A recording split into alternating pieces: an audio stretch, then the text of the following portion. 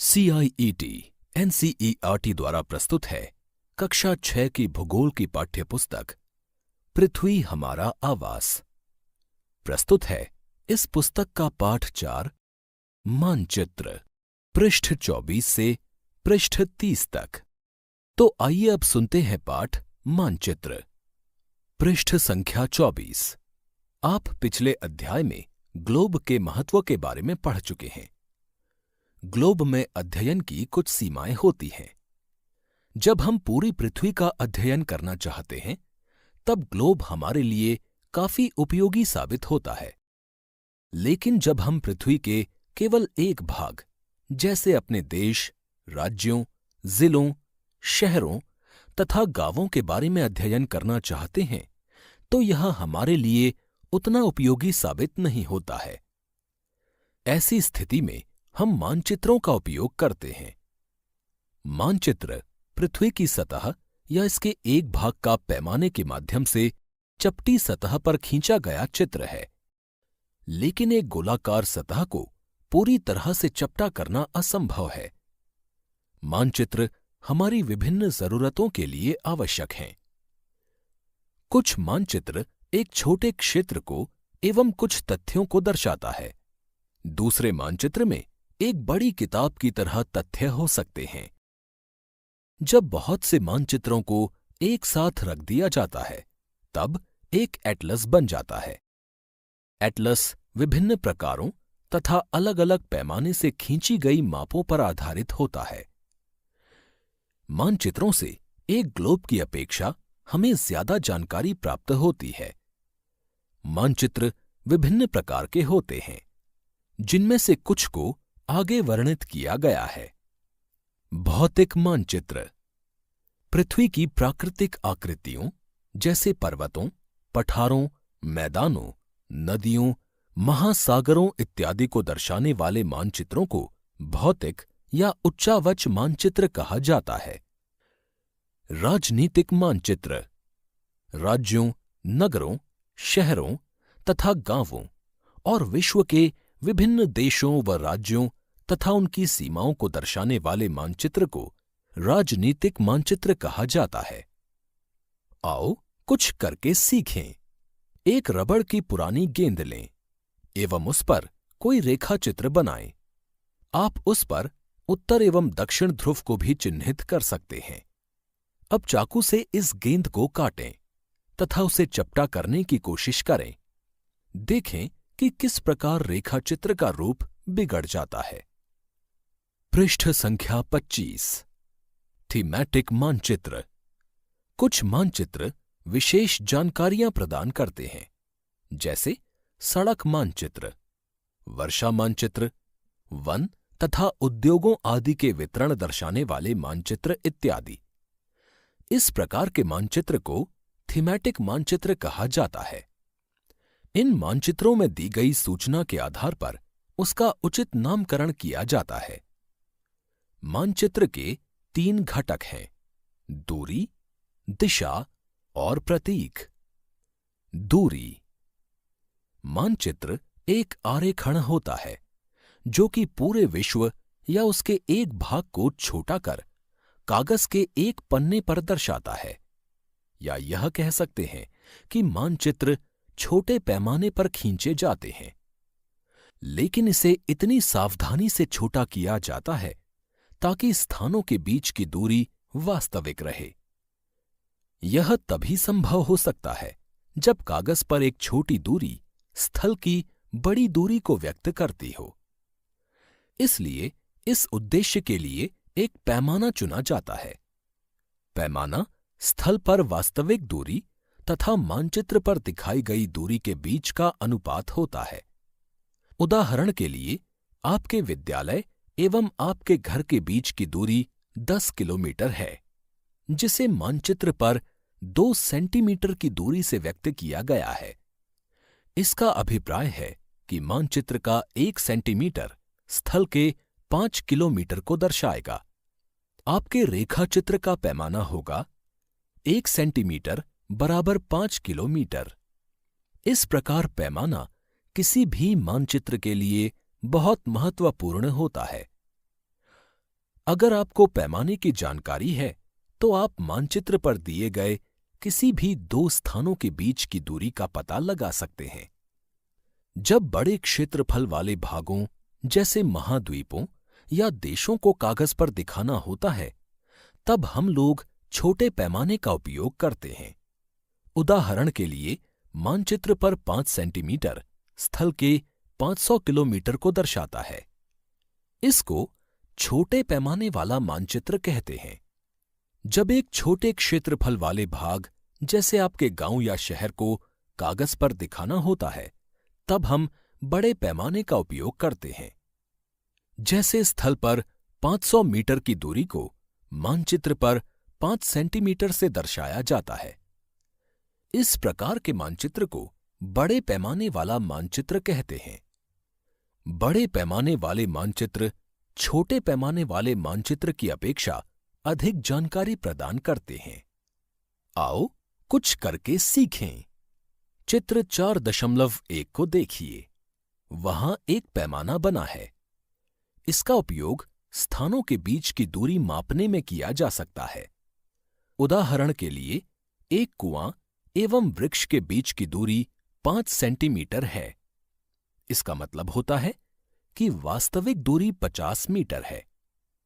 अब एक post office ए एवं करीम के घर ई के बीच की दूरी 12 सेंटीमीटर है। इसका मतलब है कि स्थल पर यह दूरी 120 मीटर है।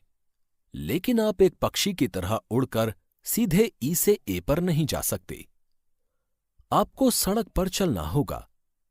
अब हम लोग पैदल तय की जाने वाली दूरी, उसके बाद सी से एम, एम से बी तथा बी से ए को मापते हैं।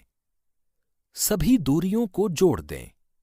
यह करीम के घर से पोस्ट ऑफिस तक की कुल दूरी होगी। पृष्ठ 26।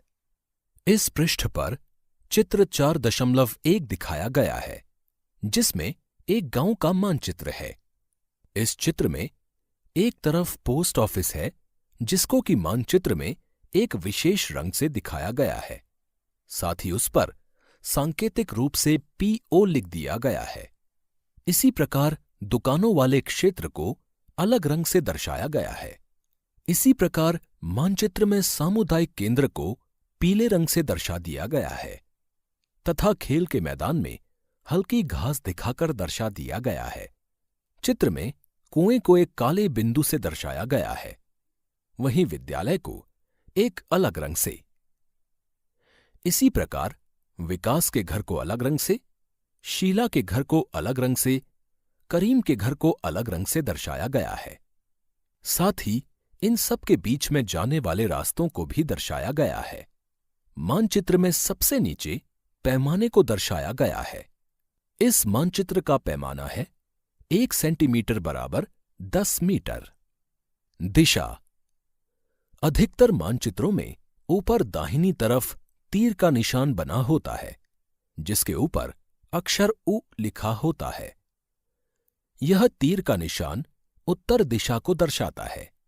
इसे उत्तर रेखा कहा जाता है। जब आप उत्तर के बारे में जानते हैं, तब आप दूसरी दिशाओं जैसे पूर्व, पश्चिम तथा दक्षिण के बारे में पता लगा सकते हैं। चित्र 4.2 में 4 मुख्य दिशाओं उत्तर, दक्षिण, पूर्व एवं पश्चिम को दिखाया गया है। वे प्रधान दिग्बिंदु कहे जाते हैं। बीच की 4 दिशाएं हैं उत्तर पूर्व, दक्षिण पूर्व, दक्षिण पश्चिम तथा उत्तर पश्चिम। इन बीच वाली दिशाओं की मदद से किसी भी स्थान की सही स्थिति का पता लगाया जा सकता है।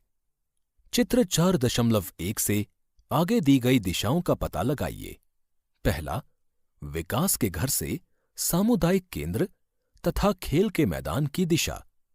दूसरा, दुकानों से विद्यालय की दिशा। इस पृष्ठ पर चित्र 4.2 ब भी दिखाया गया है, जिसमें दिक् सूचक का चित्र दिखाया गया है। पृष्ठ संख्या 27। हम दिक् सूचक की सहायता से किसी स्थान की दिशा का पता लगा सकते हैं। यह एक यंत्र है जिसकी सहायता से मुख्य दिशाओं का पता लगाया जाता है। इसकी चुंबकीय सुई की दिशा हमेशा उत्तर दक्षिण दिशा में होती है। प्रतीक। यह किसी भी मानचित्र का तीसरा प्रमुख घटक है। किसी भी मानचित्र पर वास्तविक आकार एवं प्रकार में विभिन्न आकृतियों जैसे भवनों, सड़कों, पुलों, वृक्षों, रेल की पटरियों या कुएं को दिखाना संभव नहीं होता है। इसलिए वे निश्चित अक्षरों, छायाओं, रंगों, चित्रों तथा रेखाओं का उपयोग करके दर्शाए जाते हैं। ये प्रतीक कम स्थान में अधिक जानकारी प्रदान करते हैं। इन प्रतीकों के इस्तेमाल के द्वारा मानचित्र को आसानी से खींचा जा सकता है तथा इनका अध्ययन करना आसान होता है। अगर आप एक क्षेत्र की भाषा को नहीं जानते हैं तथा आप किसी से दिशाओं के बारे में नहीं पूछ सकते हैं, तब आप इन चिन्हों की सहायता के द्वारा मानचित्र से जानकारी प्राप्त कर सकते हैं। मानचित्रों की एक विश्वव्यापी भाषा होती है जिसे सभी आसानी से समझ सकते हैं। इन प्रतीकों के उपयोग के संबंध में एक अंतर्राष्ट्रीय सहमति है। इस पृष्ठ पर चित्र 4.3 दर्शाया गया है, जिसमें कुछ रूढ़ चिन्ह दर्शाए गए हैं। सबसे पहले चित्र में रेलवे लाइन के रूढ़ चिन्हों को दर्शाया गया है। जैसे बड़ी लाइन के लिए रूढ़ चिन्ह है एक मोटी काली गाढ़ी रेखा और बीच में 2 खाली स्थान। इसी प्रकार मीटर लाइन के लिए रूढ़ चिन्ह है एक गाढ़ी तिरछी लंबी रेखा और उस पर कई सारी पतली खड़ी रेखाएं। इसी प्रकार रेलवे स्टेशन के लिए चिन्ह है एक काली गाढ़ी रेखा और उस पर कई खाली स्थान। उस रेखा के बगल में लाल रंग का चिन्ह बनाया गया है और बगल में RS लिखा गया है। इसी प्रकार पक्की सड़क के लिए रूढ़ चिन्ह है 2 काली समानांतर रेखाएं। कच्ची सड़क के लिए रूढ़ चिन्ह है स्थान स्थान पर टूटी हुई 2 काली समानांतर रेखाएं। अंतर्राष्ट्रीय सीमा दर्शाने के लिए चिन्ह है मोटी काली रेखा फिर बिंदु, फिर काली रेखा, फिर बिंदु। इसी प्रकार राज्य दर्शाने के लिए चिन्ह है पतली काली रेखा फिर बिंदु, फिर पतली काली रेखा, फिर बिंदु। इसी प्रकार जिले की सीमा दर्शाने के लिए कई छोटी छोटी एक के बाद एक रेखाएं दर्शाई गई हैं। नदी के लिए 2 रेखाओं के बीच में नीला रंग किया गया है। कुएं के लिए एक बिंदु, तालाब के लिए एक वृत्तनुमा आकृति के अंदर नीला रंग, नहर के लिए 2 समानांतर रेखाएं और उनसे निकलती एक काली गाढ़ी रेखा, पुल के लिए 2 समानांतर रेखाएं और उनके छोरों पर बाहर को निकलती हुई छोटी छोटी रेखाएं। इसी प्रकार मंदिर, गिरजाघर, मस्जिद, छतरी इत्यादि दर्शाने के लिए भी विशेष प्रकार के चिन्ह दर्शाए गए हैं। पोस्ट ऑफिस, पोस्ट एवं टेलीग्राफ ऑफिस, पुलिस स्टेशन आदि के लिए PO, PTO, PS इत्यादि चिन्ह दर्शाए गए हैं। बस्ती या कब्रिस्तान इत्यादि दर्शाने के लिए भी विशेष प्रकार के चिन्ह अलग अलग रंगों में दर्शाए गए हैं। इसी प्रकार पेड़ या घास दर्शाने के लिए भी पेड़ों या घासों की आकृति से मिलते जुलते चित्र दर्शाए गए हैं। पृष्ठ संख्या 28। ये रूढ़ प्रतीक कहे जाते हैं। कुछ रूढ़ प्रतीक चित्र 4.3 में दर्शाए गए हैं। विभिन्न रंगों का उपयोग भी इसी उद्देश्य से किया जाता है। उदाहरण के लिए सामान्यतः नीले रंग का इस्तेमाल जलाशयों, भूरा रंग पर्वतों, पीला रंग पठारों और हरा रंग मैदानों को दर्शाने के लिए किया जाता है। इस पृष्ठ पर चित्र 4.4 दर्शाया गया है, जिसमें सुंदरपुर नामक गांव और इसके आसपास के क्षेत्र को दर्शाया गया है। मानचित्र में रूढ़ प्रतीकों के माध्यम से विभिन्न प्रकार की चीजें दर्शाई गई हैं। चित्र 4.4 से संबंधित कुछ प्रश्न पूछे गए हैं। चित्र 4.4 को देखें एवं पता लगाएं। पहला, नदी किस दिशा में बह रही है? दूसरा, डुमरी गांव के पास से किस प्रकार की सड़क गुजरती है? तीसरा, किस प्रकार की रेलवे लाइन के पास सुंदरपुर स्थित है? चौथा, रेलवे पुल के किस तरफ पुलिस स्टेशन स्थित है। 5वां, आगे दिए गए स्थान रेलवे लाइन के किस तरफ स्थित हैं? क. छतरी, ख. गिरजाघर, ग. तालाब, घ. मस्जिद, च. नदी, छ. पोस्ट एवं टेलीग्राफ ऑफिस, ज. कब्रिस्तान। रेखाचित्र। रेखाचित्र एक आरेखण है जो पैमाने पर आधारित न होकर याददाश्त और स्थानीय प्रेक्षण पर आधारित होता है। कभी कभी किसी क्षेत्र के एक कच्चे आरेखण की आवश्यकता वहां के एक स्थान को दूसरे स्थान के सापेक्ष दिखाने के लिए होती है। मान लीजिए कि आप अपने मित्र के घर जाना चाहते हैं, लेकिन आपको रास्ते की जानकारी नहीं है। आपका मित्र अपने घर के रास्ते को बताने के लिए एक कच्चा आरेखण बना सकता है। इस प्रकार कच्चे आरेख को बिना पैमाने की सहायता से खींचा जाता है तथा इसे रेखाचित्र मानचित्र कहते हैं। पृष्ठ संख्या 29। खाका। एक छोटे क्षेत्र का बड़े पैमाने पर खींचा गया रेखाचित्र खाका कहा जाता है। एक बड़े पैमाने वाले मानचित्र से हमें बहुत सी जानकारियां प्राप्त होती हैं, लेकिन कुछ ऐसी चीजें होती हैं जिन्हें हम कभी कभी जानना चाहते हैं, जैसे किसी कमरे की लंबाई एवं चौड़ाई, जिसे मानचित्र में नहीं दिखाया जा सकता है। उस समय हम लोग बड़े पैमाने वाला एक रेखाचित्र खींच सकते हैं, जिसे खाका कहा जाता है। आओ कुछ करके सीखें। स्कूल भुवन एनसीईआरटी वेब पोर्टल देखें। इस पोर्टल पर उपलब्ध सैटेलाइट चित्रों पर अपने आस पड़ोस का मानचित्र ऑनलाइन बनाएं। अभ्यास। पहला प्रश्न। आगे दिए गए प्रश्नों के उत्तर संक्षेप में दीजिए। पहला, मानचित्र के 3 घटक कौन कौन से हैं? दूसरा, प्रधान दिग्बिंदु कौन कौन से हैं? तीसरा, मानचित्र के पैमाने से आप क्या समझते हैं? चौथा, ग्लोब की अपेक्षा मानचित्र अधिक सहायक होते हैं, क्यों? पांचवा, मानचित्र एवं खाका के बीच अंतर बताएं। छठा, कौन सा मानचित्र विस्तृत जानकारी प्रदान करता है? सातवां, प्रतीक किस प्रकार मानचित्रों के अध्ययन में सहायक होते हैं? दूसरा प्रश्न, सही उत्तर चिन्हित कीजिए। पहला, वृक्षों के वितरण को दिखाने वाले मानचित्र हैं क. भौतिक मानचित्र, ख.